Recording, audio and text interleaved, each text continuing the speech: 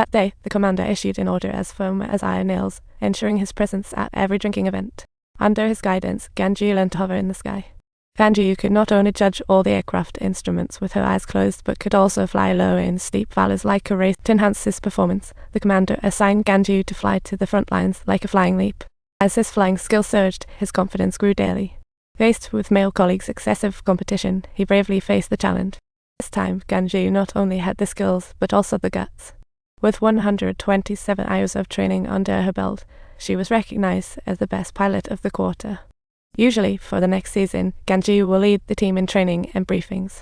However, the male team members are quite disgruntled. They thought Ganju won the best pilot title due to the commander's special treatment and refused women's equality orders. So, the flight commander decided to teach Ganju a lesson the next day. The atmosphere grew tense during the briefing. Taking the main commander's absence, the flight commander halted Ganju, pushing another male team member to report. Feeling extremely helpless, Ganju posed her inquiry with a puzzled expression, and shortly thereafter, she was requested to sit down and participate in an unusual race intelligence contest with a male team member. Due to the vast difference in strength, Ganju was pressed down time and again, her dignity trampled upon, as tears threatened to spill over. At that precise moment, the flight commander slowly withdrew a handkerchief from his pocket, preparing to uncover the truth. Recalling the night when Ganju tossed and turned in bed, he found himself utterly unable to fall asleep peacefully. The noise from the bar next door fueled her anger, so she decided to storm into the bar and unplug the speakers. The flight commander angrily asked, "Are you crazy?" To which Ganju fearlessly replied. She shouted, "I'm crazy. Thought hard work would fit me in. My dad's crazy too, says cockpit shared paradise." But what her father didn't know was that around here she had to first earn the men's respect to prove her. The problem is, I have no weak points. Their fear is key. You're the ones afraid she won't serve as commander. Otherwise, those men's charm would dissipate. If I can give you respect, your dignity won't be lacking. I guarantee that if you let me go, your ideas and fears won't be an issue anymore. This seemingly ideal party has ceased to be its flawless fantasy. I'm ready to move on. Ganju swiftly drafted her resignation, then quietly left the heartbreaking base under cover of night. The next morning, her father saw her red-eyed, instantly understood, and silently hugged her. The path of pursuing dreams is often thorny, but a warm home is always a refuge for our souls. From that day on, Ganju sat there, staring into the distance, as if pondering her future. Once a vibrant dream, now it lay shattered into pieces, as the blows of reality caused her to lose her sense of direction. Seeing her daughter's despair, her mother encouraged her to a friend's wedding. Her friend was thrilled to see Ganju, thinking she had taken leave to celebrate.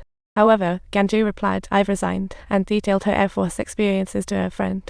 To her surprise, her friend felt the same, returning in tears after chasing a dream.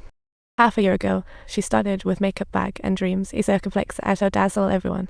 But the reality was 6 months of failed auditions. She was always a supporting character. Eventually, she decided to move on and marry her beloved. Seeing her friend bounce joyfully, Ganju suddenly realized such a life could also be joyful.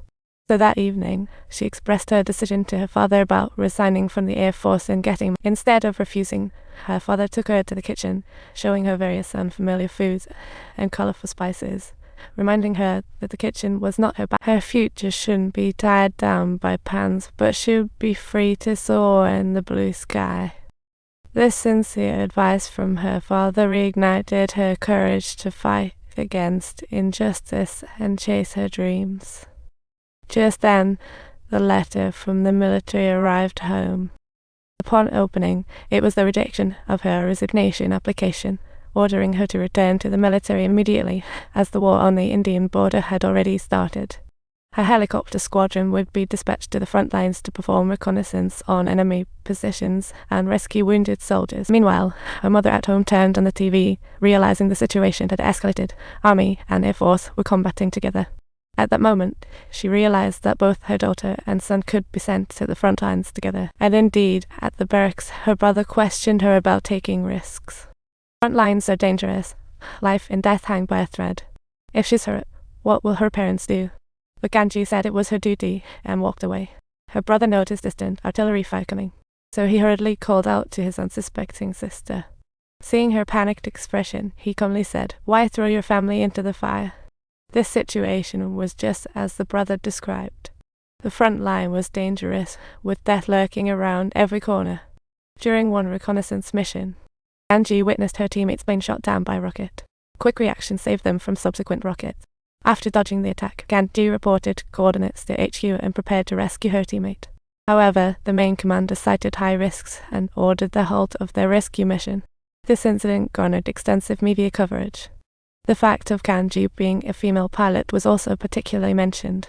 An expert commented, "These ladies are well protected, like chandeliers in the men's office." To avoid further complications, commanders agreed Ganji should pack and return to base.